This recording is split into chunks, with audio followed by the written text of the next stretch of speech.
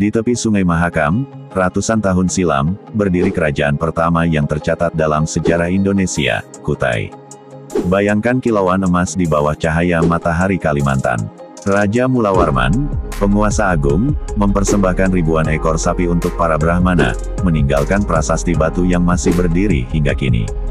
Dari sanalah dunia tahu, inilah titik awal tercatatnya peradaban Nusantara. Namun, di balik cahaya emas itu, ada pertanyaan yang tak pernah benar-benar terjawab. Bagaimana mungkin sebuah kerajaan sebesar itu, hilang tanpa meninggalkan jejak kejayaan? Istananya lenyap, manusianya menghilang, hanya prasasti membisu jadi saksi.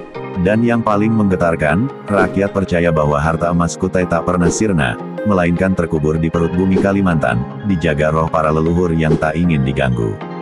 Jadi, apakah Kutai hanyalah sejarah, atau masih ada cahaya emas yang berkilau di bawah tanah, menunggu ditemukan?